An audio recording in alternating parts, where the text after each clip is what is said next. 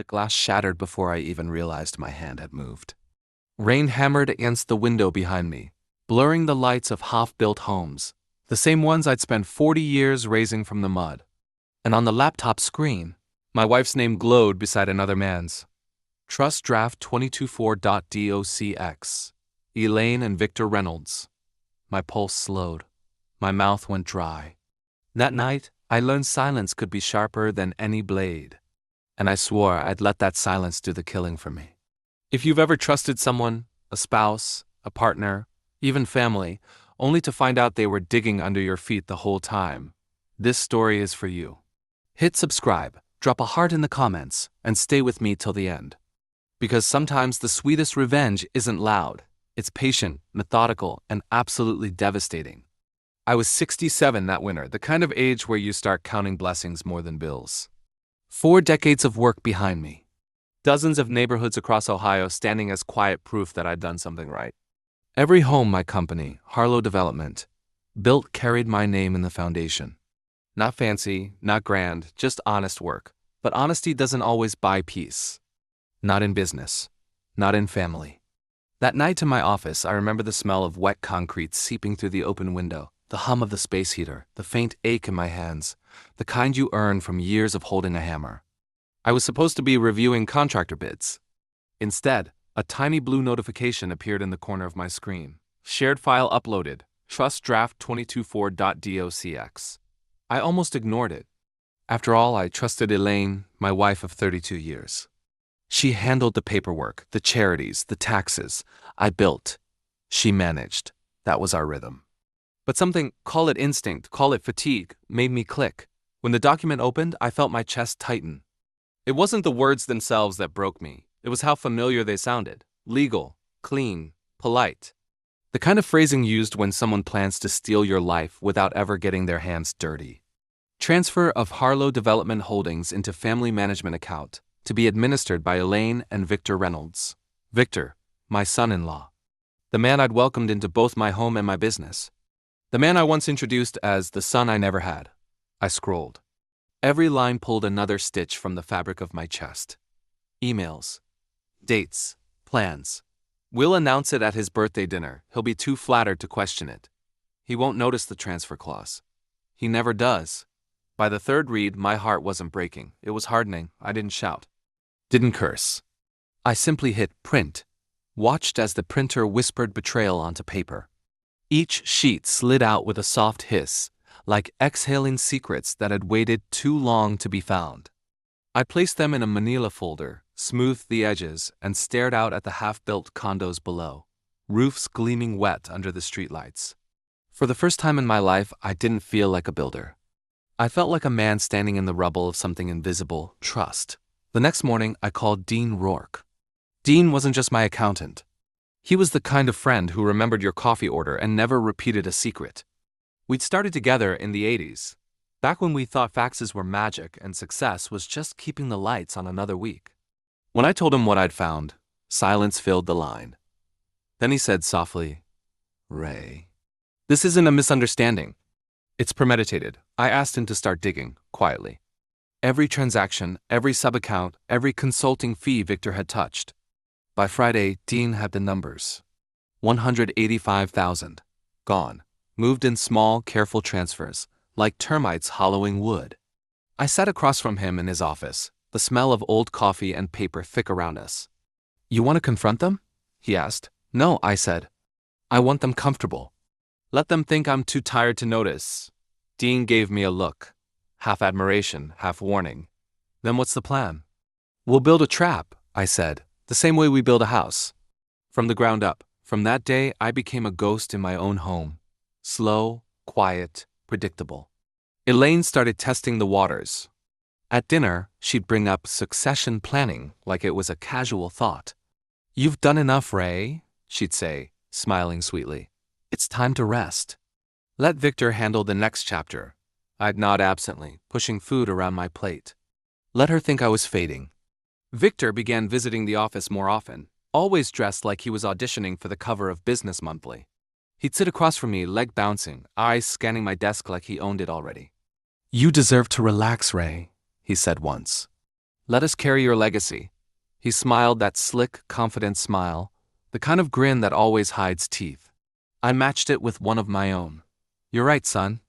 Maybe it's time. Inside, my pulse stayed steady. Because while they thought they were taking over, Dean and I were already moving everything. Every real account, every asset, every contract.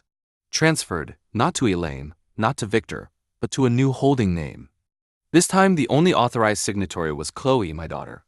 Chloe was 34, calm, articulate, a licensed therapist who believed every wound could be healed with understanding. She loved her mother, trusted Victor. And for years, she thought I was the stubborn father who couldn't let go of control. Elaine had worked hard to paint that picture. Your dad's obsessed with the business, she'd tell her. He doesn't trust anyone, not even you. And maybe I'd made it easy for her to believe that. After all, I'd built walls long before I built homes. But fate, it turns out, doesn't need blueprints. One night, while helping Elaine pack for a charity event, Chloe found an envelope in her purse, labeled Trust Documentation. Curiosity made her peek. Inside, an unsigned transfer deed. My name, Elaine's name, Victor's name. And Chloe's signature, forged. She called me that same night. Her voice was shaking. Chloe, Dad, I found something. I think Mom and Victor are doing something with your company. My signature's on a document I never signed. Me. I know. Chloe, you knew? Then why haven't you me? Because timing, sweetheart. Timing is everything. And now it's time you knew the truth. We met for dinner the next evening. Just the two of us. No Elaine, no Victor. I laid out everything, the fake invoices, the forged drafts, the emails. She didn't cry, didn't even blink for a while. Then she whispered, "They used me as a prop." Her voice cracked, but her eyes hardened, just like mine had that night in the office. That's when I knew I wasn't fighting alone anymore. Together, we began to dig deeper, methodically, quietly, patiently. The revenge had begun, but they didn't know it yet. Rain kept falling that week, soft, relentless, like the world was washing something away. Every morning, I drove to the construction site, shook hands with my foreman, and pretended everything was normal. But inside, I was studying them, Elaine and Victor, like a builder inspecting cracks in a wall. Tiny fissures, hairline lies. They thought I couldn't see them, but I could hear every creak. Elaine became sweeter than ever. Suddenly, she packed my lunch again, asked about my sleep, pressed her hand on my shoulder like we were newlyweds. To anyone else, it would have looked like care. To me, it was guilt, disguised as affection. At night, I'd sit in the living room, pretending to doze off in my recliner while her phone buzzed under the coffee table. Every few minutes, a soft chime. Sometimes she'd glance at it, smile faintly, and type quickly before slipping away to check on laundry. I memorized the rhythm of deceit. Tap, pause, silence. Tap, pause, lie. Victor visited more often now, helping with files, managing logistics. He'd walk into my office with that salesman grin, a folder tucked under his arm like a weapon. "Victor, Ray, we've got to get these new contracts signed before next quarter." "Great opportunity." Me, "What's the rush?" Victor, "Just tax benefits, you know how it is?" He'd laugh, too quick, too rehearsed. I'd nod slowly, keeping my voice soft, even lazy. "If it's important, leave it there, son. I'll look at it tomorrow." He'd smirk, confident that the old man was slipping. But every night, those folders ended up in a locked drawer Dean and I had already mirrored to a private safe. Every fake clause, every altered figure, documented, time-stamped, backed up thrice. A few weeks later, Dean called. His voice was steady, but his words weren't. "Dean, Ray, you sure you want to keep letting this play out? We could stop them now, freeze the accounts, file charges." Me, "Not yet." "Dean, you're playing with fire." Me, "No, I'm letting the fire burn long enough for everyone to see who lit it." He sighed. I heard the scratch of his pen tapping paper, his nervous habit. "Dean, you always did prefer patience over confrontation." Me, "Patience builds houses, Dean, and it buries thieves." A month passed. Elaine and Victor's confidence grew louder. Elaine started hosting dinners again, the kind she used to throw back when our marriage still had laughter in it. Catered food, expensive wine, laughter echoing off marble floors that had grown too cold. She'd introduce Victor to guests as our future leader of Harlow Development. I'd smile, nod, sip my whiskey, never interrupting. But Chloe noticed. At one dinner, Elaine reached for my glass to top it off. Chloe caught my eye, her expression unreadable, and subtly shook her head. Later, in the hallway, she whispered, "Dad, I think she's trying to push you to say something. Anything she can twist later." "Let her," I said. "Every performance needs an audience." It turns out therapy skills translate well to espionage. Chloe had a calm way of asking questions, of making people talk. She'd visit Victor under the pretense of family bonding, smile politely, listen as he bragged about his vision for the company. Meanwhile, she'd record their conversations on her smartwatch. Subtle, undetectable. That's how we found out about the transition announcement. They were planning to unveil my retirement at the Toledo Builders Charity Gala. Press, clients, cameras, everything designed to make it irreversible. Victor wanted the spectacle. Elaine wanted the praise. They both wanted the world to see me as a tired man stepping aside, not as the victim of their scheme. I almost admired the audacity. But not everyone stayed loyal. There was Mark Langley, one of my senior project managers. He'd worked with me for 20 years. I'd given him promotions, bonuses, even helped his son get into trade school. Then one afternoon, Dean called. "Dean, Ray, I traced one of Victor's consulting transfers to a subcontractor account. Mark Langley's signature's on the invoice." I didn't want to believe it. That evening, I called Mark into my office. He looked nervous, too nervous. "Me, how's the Miller project coming?" Mark: Good, wrapping up next week." Me: "Strange. Dean tells me you approved a consulting payment to Reynolds Management for that site." Mark: "Oh, that. Victor said you wanted it expedited." I leaned back, letting the silence stretch. He couldn't meet my eyes. Me: "You've known me 20 years, Mark. Do I look like a man who rushes anything?" He swallowed hard. Then the truth came out in pieces. Victor had promised him a director's seat once he took over. A bigger paycheck. More status. Mark wasn't evil, just greedy, and greed blinds faster than love. Me: "You're going to make it right," I said quietly. "You'll send a written statement now, admitting what you signed and who asked you to." Mark: "Ray, me. Or I'll let the board see the audit trails." "You choose." He didn't argue again. That night, I had his signed confession sitting in my desk, the missing nail in Victor's coffin. The day before the gala, Elaine came to my office. Perfume heavy, smile perfect. "Elaine, you'll love tomorrow, Ray. Everyone's coming. It's going to be such a proud moment for you." She reached out, brushed lint off my jacket like she still cared. For a second, I saw the woman I'd married, the one who used to bring coffee to job sites, laughing with paint on her hands. But the woman in front of me now was marble, beautiful, cold, and hollow inside. Me: "You've planned it well." Elaine: "You sound surprised." Me: "Not surprised. Just curious how far you'll go." Elaine: "As far as I need to, darling. You'll thank me one day." She kissed my cheek and walked away, heels clicking like a countdown. I waited until the sound faded completely before whispering, "You have no idea what's coming." That night, I sat alone in the office. Same rain tapping the windows, same printer hum in the corner. For a moment, I almost faltered. Was I really about to destroy my wife and my son-in-law in public? Part of me, the tired, human part, wanted to walk away. Take my company, my money, my daughter, and just disappear. But then I thought of the documents, the forged signatures, Chloe's name stolen. Decades of trust twisted into manipulation. I realized revenge wasn't about payback anymore. It was about setting things right. And tomorrow the next evening would be their coronation. But I was going to make sure it turned into their funeral, reputational, financial, and moral. They wanted applause.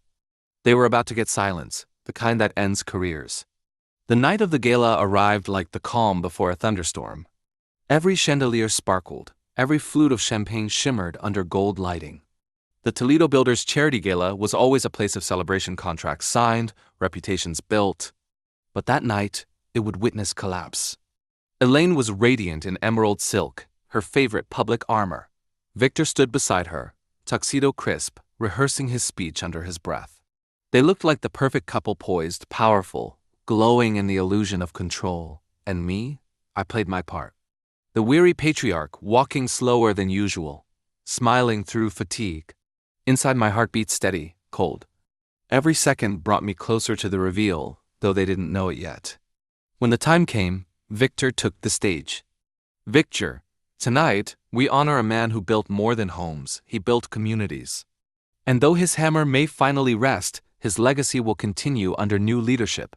Ladies and gentlemen, join me in celebrating the retirement of Mr. Raymond Harlow. Applause filled the room. People stood, clinking glasses. I saw cameras flash, heard laughter. Elaine pressed a hand to her chest, pretending to dab away tears. The performance was flawless. Almost, I took the microphone slowly, smiled at the crowd, then turned to them. Me. Thank you, Victor. Thank you, everyone. 40 years, it goes by fast. But before I step down, there's something I'd like to say. The room went still. I reached into my inner jacket pocket, feeling the weight of the manila folder I'd carried since that rainy night. Me. It's funny. You spend a lifetime believing that trust is the cement that holds everything together. But sometimes you find out the cement's been cracking for years. Victor's smile faltered. Elaine's fingers tightened around her clutch. Me. This company was built with my own hands.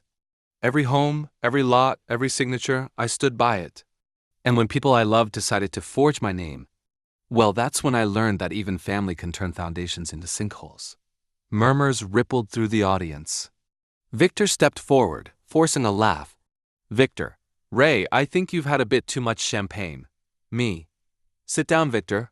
The microphone picked up the steel in my voice. He froze. Me.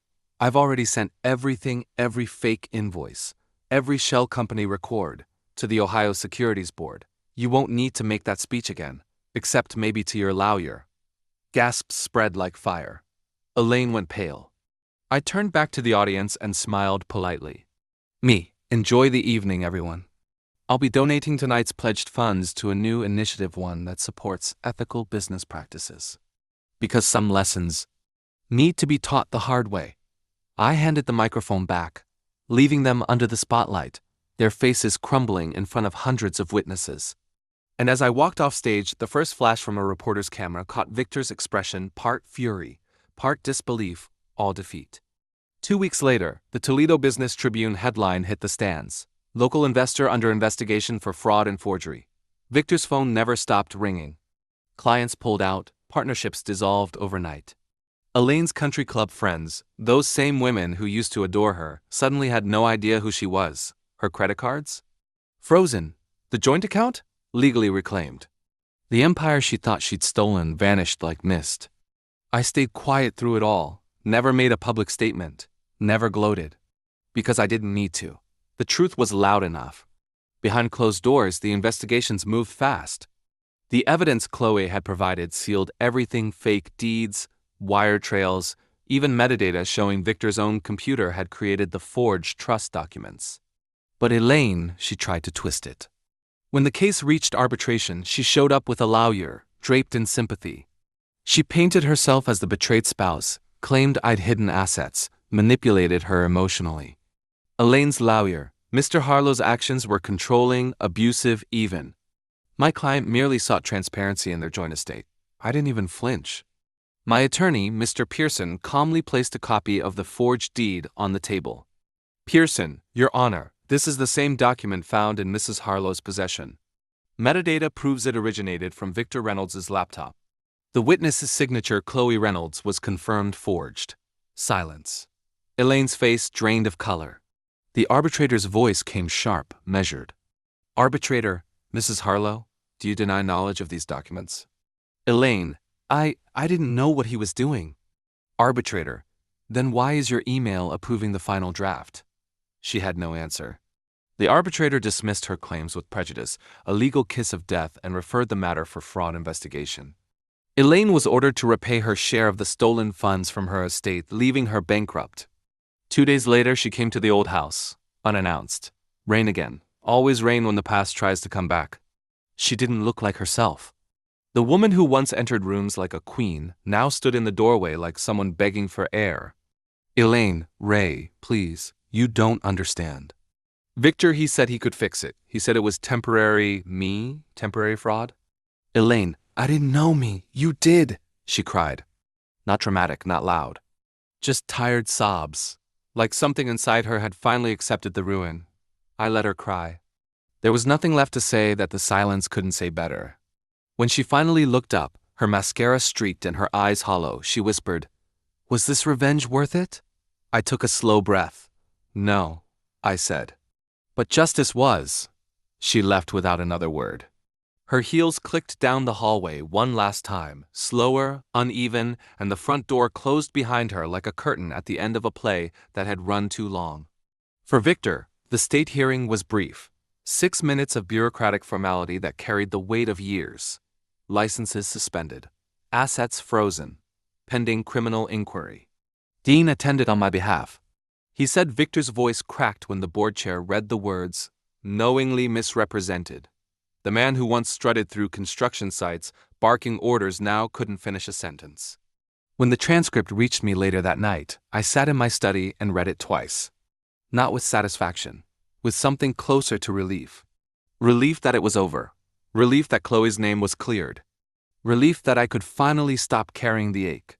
That weekend, Chloe and I went back to the property, the one they'd tried to steal. Half-finished houses stood in the fog, wood frames glistening from last night's rain. She looked around quietly. "Chloe, you could have just walked away." Me, "I could have." "Chloe, why didn't you?" Me, "Because walking away teaches thieves that silence is a shelter." She nodded, eyes glistening. Then she said something I'll never forget. "You didn't just save the company, Dad. You saved our name." For the first time in months, I smiled, not because I'd won, but because she understood. Elaine left the city soon after. No one knows where. Victor's trial began months later. Corporate fraud, falsified records, wire misrepresentation. He pled guilty on the third count. No one from his old circle showed up in court. As for me, I didn't attend either. Not out of spite. Out of peace. I was back where I belonged, on a construction site at sunrise, boots on fresh soil, pencil behind my ear. Sawdust in the air, honest work again. Dean retired soon after, moved to Michigan with his wife. Chloe took over operations, running the firm with more discipline and empathy than I'd ever managed. Sometimes she'd stop by my trailer and say, "You're still doing field checks?" And I'd grin. "Just making sure the walls don't lie." If you asked me whether revenge healed anything, I'd tell you no. It didn't bring back the years Elaine and I lost, or the trust Victor burned, or the quiet dinners that used to mean something. But it restored balance. And balance, I've learned, is the foundation everything good stands on. See, buildings don't collapse from storms. They collapse when rot hides in the beams. My revenge wasn't a wrecking ball. It was an inspection. And once the rot was exposed, the house could stand again. They say revenge consumes you. Maybe they're right. But sometimes to rebuild what's right, you have to burn away what's wrong. I used to think revenge meant striking back. But now I know it's about restoring truth. Because truth doesn't shout. It doesn't slam doors or make speeches. It just stands there, waiting for time to catch up. When Elaine and Victor fell, I didn't feel victorious. I felt lighter. Like someone had lifted 40 years of noise off my chest. In the months that followed, I learned something unexpected. You can rebuild anything. Homes, companies, even reputations. But trust? That's built once. And if someone breaks it, they don't deserve to walk on the same foundation again. Sometimes revenge isn't about ending a story. It's about rewriting the ending yourself. If you've ever been betrayed by someone who was supposed to protect you, a spouse, a business partner, a friend, then you know how quiet that kind of pain is. You stop sleeping right. You second-guess every instinct. And one day, you wake up and realize you're living inside someone else's lie. But here's the truth they'll never tell you. You don't need to destroy them. You just need to outlast them. Let karma work on its own clock. Because the truth always finds its way home. Drop a heart in the comments if you've ever trusted someone who broke that trust. And you still found the strength to rebuild.